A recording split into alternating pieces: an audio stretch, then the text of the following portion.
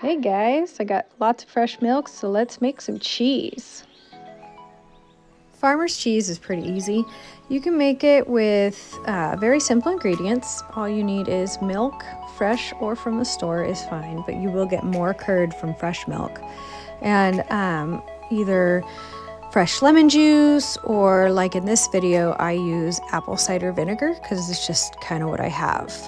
You will also need a candy thermometer to keep an eye on your milk temperature. I think the hardest part of making farmer's cheese for me is just all the waiting. Stirring every once in a while so your milk doesn't scald, and keeping an eye on that temperature, and literally just kind of standing around in the kitchen.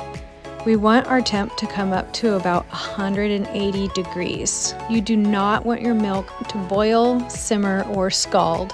Looks like we're at 180 degrees, so we're going to turn off the burner and gently stir in the apple cider vinegar. This is when your curd and whey will start to separate from each other. You want to be gentle when you stir. Don't whip it up or anything like that. You just want to check on your curds. I set a timer for 5 minutes and I just kind of checked it and stirred every once in a while. I probably should have done 10 minutes though, because I did not get as much curd this time as I did last time.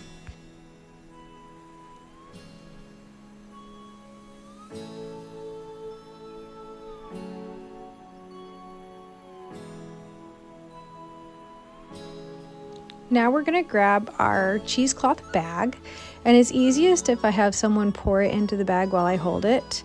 Be very careful when you pour because it is very hot, and see right there, I got it on me and it burned, but we were okay. So get as much of your curd into the bag as possible, scraping the sides if need be.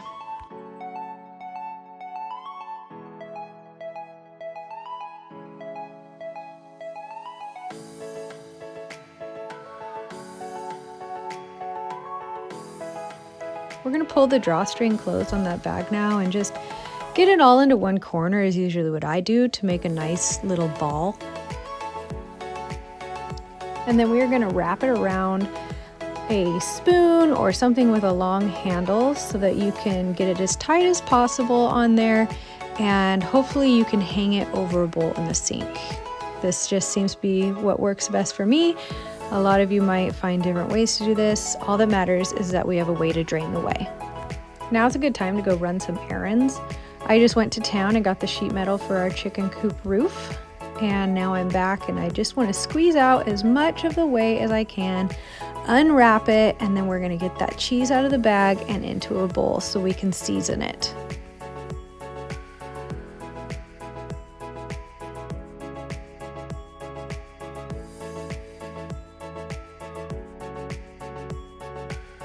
You want to get as much of that curd out of that bag as possible.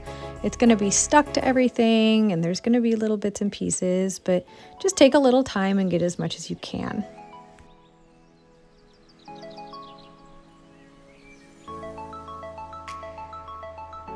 Now we're going to season our cheese.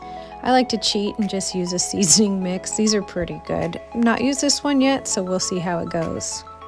All right, let's quickly talk about the whey. Most people just dump it down the sink, which is crazy to me. It can be used to make lemonade, it can substitute water in baking recipes, you can feed it to your acid-loving plants in your garden. Tomatoes love it for a quick pick-me-up. You can use it to feed to animals for a little probiotic boost for them. You can put it in smoothies and lacto-fermenting things too, like veggies and mayonnaise. It even works great to tenderize meat as a marinade. There are literally so many uses. Do not throw away your whey. Now that you've mixed all your seasoning in and you're happy with the flavor, just go ahead and press it into a bowl. Some people make a little log out of it. I just feel like this is the easiest way for us to just scoop out as much as we need to put on our sandwiches or whatever we want to put it on that day. And that's it. Pretty simple. That'll be a couple days of cheese for us. See you guys later. Bye.